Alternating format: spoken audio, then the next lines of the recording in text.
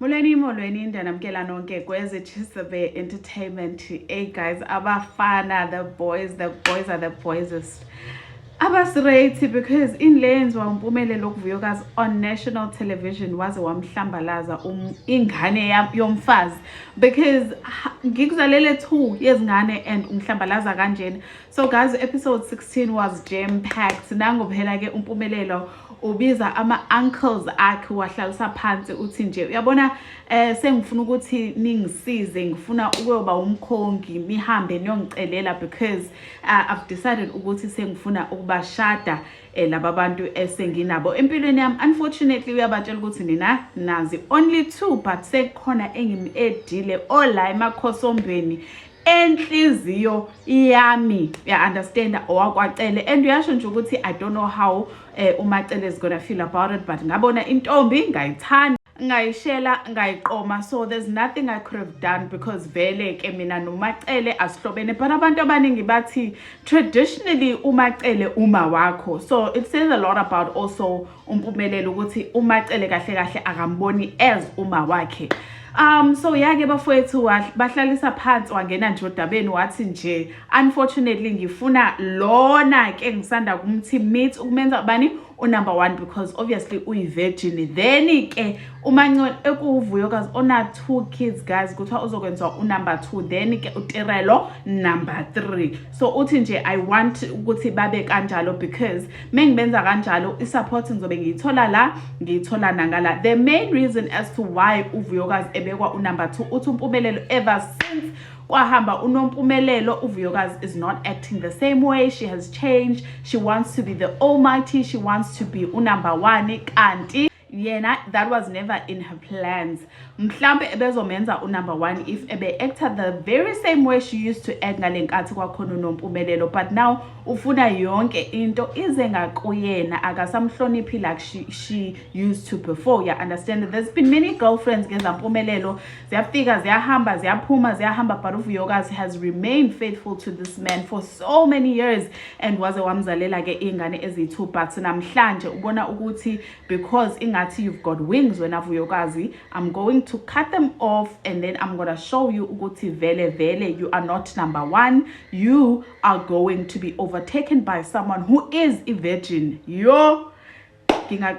Like I would walk away guys, I don't want to lie. I would leave that type of man because obviously that automatically makes me number 1 if everyone has not been able ukuthi others fail to basically tolerate you and njengamanje uhlambalaza mina in front of the whole world. It just does not make any sense. Naye ke uMusa Mseleku uyayihambelisa. I don't know guys, I feel like uMusa is low key forcing umpumelelo ukuthi amthathe uvuyokazi because you can just see ukuthi umpumelelo akasekho nje lapho, akakwazi futhi kumncenga nje. He's tapped out of uvuyokazi, akasamthandi like he used to and akasamhloniphi obviously. So ke uMusa Mseleku uyasho ukuthi mina khona into vele engayenza, I gave them my blessings. Angazi, it sounds like wamdlisa or wanika umpumelelo umpumelelo idlisa ukuthi adlise uvuyokazi so that she will stay no matter what. Whether this guy is messing up, who is doing whatever, uvuyokazi will continue to support and stay with him through thick and thin. That's how it sounded to me, the way ebeyishoka ngakhona. You understand ukuthi waze nje wavelelwa mama kaMhluphekazi because I think the same thing that uMusa Mseleku has done to his wives ukuthi bamtolerate bangamdivorce even if he's showing his true colors is the same thing mhlambe ayenze kumama kaMhluphekazi ke lapha yana bafowethu. So uyasho naye ushilo beingane zesithembu ukuthi uthando it's just no longer the same because of uvuyokazi how she acts ukuthi impela ngempela angisamzwisisi kahle ke uvuyokazi. So nje abantu abaningi are not really happy about this. They have been praying for uvuyokazi ukuthi athole istrength ukuthi aphume kule polygamy.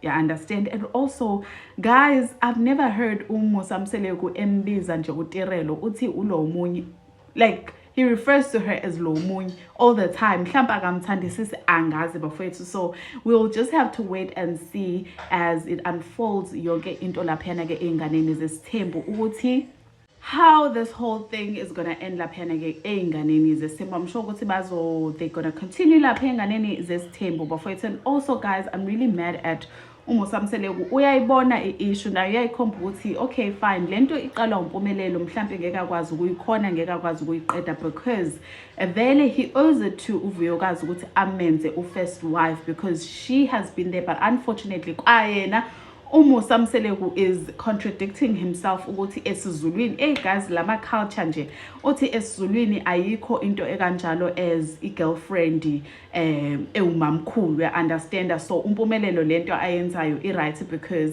esizulwini ayikho i-girlfriend ewumamkhulu, nonke ningama girlfriends, it's up to the man to choose ukuthi ubani azomenza i-first girlfriend. And that is why naye uMusamseleku he's finding himself esenkingeni namhlanje because he feels as though wenza umuntu that he feels should have never been first wife laphana uMacele, and he feels as though she's the one who is now causing issues for isithembu sakhe because akakwazi ukuyidonsa inqwele and enze i-unity njalo mekuhanjwa yena ufuna ukuzikhipha ey'ntweni zakwamseleku. So nje uMusamseleku uthi I am for what you are doing. If you're getting support from this side and this side, then I am going to be giving you my blessing. So guys, yeah, these are the news of the hour.